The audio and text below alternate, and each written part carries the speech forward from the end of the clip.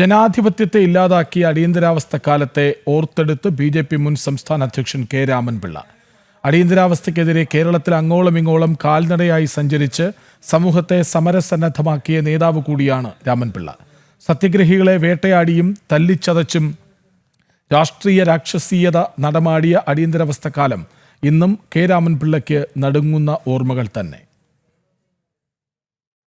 ഇരുണ്ട രാപ്പകലുകൾ ഭാരതത്തിനുമേൽ അടിച്ചേൽപ്പിച്ച സ്വേച്ഛാധിപത്യത്തിന്റെ വാഴ്ചയായിരുന്നു അടിയന്തരാവസ്ഥ. ഭരണാധികാരത്തിന്റെ മറവിൽ സ്വാതന്ത്ര്യത്തിനായി ഗാന്ധി മാർഗം അവലംബിച്ച സത്യാഗ്രഹികളെ വേട്ടയാടി തല്ലിച്ചതച്ചും ഇടിച്ചുകൊന്നും രാഷ്ട്രീയ രാക്ഷസീയത നടമാടിയ അടിയന്തരാവസ്ഥയുടെ നേർചിത്രങ്ങൾ. രാഷ്ട്രസ്നേഹികളായ ചുണക്കുട്ടികൾ ഭാരതാംബയുടെ മാനം കാക്കാൻ അടരാടിയ വിഭ്രമിപ്പിക്കുന്ന ചരിത്രം.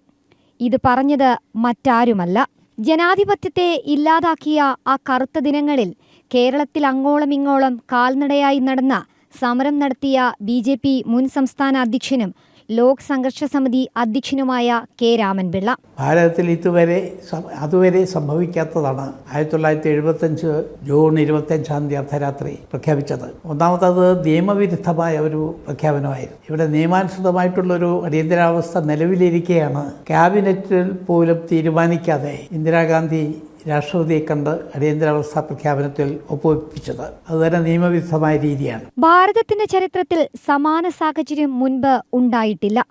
സംഭവിക്കാൻ പാടില്ലാത്ത നിയമവിരുദ്ധ പ്രഖ്യാപനമാണ് അടിയന്തരാവസ്ഥയിലൂടെ ഉണ്ടായതെന്നും കെ രാമൻപിള്ള ഓർക്കുന്നു. വാസ്തവത്തിൽ വളരെയധികം ദുരുപയോഗപ്പെടുത്താൻ ഒരാളെ യാതൊരു കാരണവും പറയാതെ പിടിച്ച് ജയിലിടാം. അയാൾക്ക് കോടതി പോകാൻ നിവൃത്തിയില്ല, ജുഡീഷ്യറിയുടെ അധികാരങ്ങളൊക്കെ എടുത്തു കഴിഞ്ഞു. ഇപ്പോൾ കോടതി പോകാൻ നിവൃത്തിയില്ല, പരാതിപ്പെടാൻ നിവൃത്തിയില്ല, അയാൾ പത്രത്തിൽ ഒന്നും അറിയിക്കാൻ പാടില്ല, പത്രങ്ങളിൽ പബ്ലിഷ് ചെയ്യാൻ പാടില്ല. അങ്ങനെയുള്ള നിയമവിരുദ്ധ തടങ്കൽ കുറേ കാലം ഇവിടെ നടന്നു. നിരപരാധികളായ ഒട്ടേറെ ആളുകൾ അതിൽപ്പെട്ടു. ഒട്ടേറെ ആളുകൾ അതിൽ തല്ലിച്ചതച്ച് കൊല്ലുകയും ചെയ്തു. അതിൽ ഒരു പ്രസിദ്ധനായ വ്യക്തിയുടെ മകനായതുകൊണ്ട് രാജൻ കേസ് മാത്രം ജനശ്രദ്ധയിൽ വന്നു. വേട്ടയാടപ്പെട്ടവർക്കിടയിൽ RSSും ഭാരതീയ ജനസംഘവുമാണ് മുന്നോട്ട് ധീരമായി വന്നത്. സമരത്തിനില്ലെന്ന് പറഞ്ഞ CPMനെയും കോൺഗ്രസിനൊപ്പം നിന്ന CPIയെയും അടിയന്തരാവസ്ഥക്കാലത്ത് നേരിൽ കണ്ട വ്യക്തിയാണ് കെ രാമൻപിള്ള. CPI കോൺഗ്രസുമായിട്ട് ചേർന്നിട്ട് ഭരിക്കുന്ന കാലമാണ്. അടിയന്തരാവസ്ഥ നടപ്പാക്കുന്നതിൽ കോൺഗ്രസിനെ പോലെ തന്നെ ആവേശം കാണിച്ച പാർട്ടിയാണ് CPI. അതുകൊണ്ട് അവർക്കാർക്കും ഇത് മാറണമെന്നുള്ള ആഗ്രഹം ഉണ്ടായിരുന്നില്ല. അപ്പോൾ ഇത്രയും ഭീകരമായ ഒരു ഭരണം നടക്കുമ്പോൾ അതിനെതിരായിട്ട് ഒരു യോഗം കൂടാൻ പോലും അനുവദിക്കുന്ന സാഹചര്യമല്ലായിരുന്നു. ഭക്ഷണം പോലും ലഭിക്കാതെ ഒളിവിലിരുന്ന കാലം കെ രാമൻപിള്ള ഉൾപ്പെടെ മുൻനിര നേതാക്കന്മാർക്ക് അത്ര സുഖകരമായിരുന്നില്ല.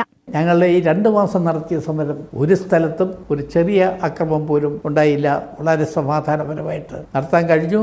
അതിൻ്റെ വിജയമാണ് ഇത് അടിയന്തരാവസ്ഥയ്ക്ക് പിൻവലിക്കുന്നതിന് മുമ്പ് തന്നെ ഒരു തെരഞ്ഞെടുപ്പ് നടത്താൻ ഇന്ദിരാഗാന്ധിയെ പ്രേരിപ്പിച്ചത്. ആ തെരഞ്ഞെടുപ്പ് പക്ഷേ അവരുടെ കണക്കൂട്ടൽ തെറ്റിച്ചുകൊണ്ട് കോൺഗ്രസിനെ ഇല്ലാതാക്കി. ഒന്നും നോക്കാതെ ഭാരത മണ്ണിനായി പോരാടി ജീവൻ നഷ്ടമായവരെയും ആരോഗ്യം ക്ഷയിച്ചവരെയും ഭരണകൂടം സംരക്ഷിക്കണമെന്നും കെ രാമൻപിള്ള ഓർമ്മിപ്പിക്കുന്നു. അവർ പക്ഷേ നടത്തിയ സമരത്തിൻ്റെ ഫലമായിട്ട്, ആ സമരത്തിലുള്ള ത്യാഗങ്ങളുടെ ഫലമായിട്ട് ഇന്ന് വളരെ ബുദ്ധിമുട്ടുന്നവർ ഉണ്ടാവും. ആരോഗ്യം നശിച്ചവരും സാമ്പത്തികമായി ബുദ്ധിമുട്ടുന്നവരും ഒക്കെ ഉണ്ട്. അവരെ സഹായിക്കേണ്ടത് സമാജത്തിൻ്റെ കടമയാണ്. 50 വർഷം പിന്നിടുമ്പോൾ ഭാരത ചരിത്രത്തിലെ എക്കാലത്തെയും കറുത്ത അധ്യായമാണ് അടിയന്തരാവസ്ഥ. ജനം, തിരുവനന്തപുരം.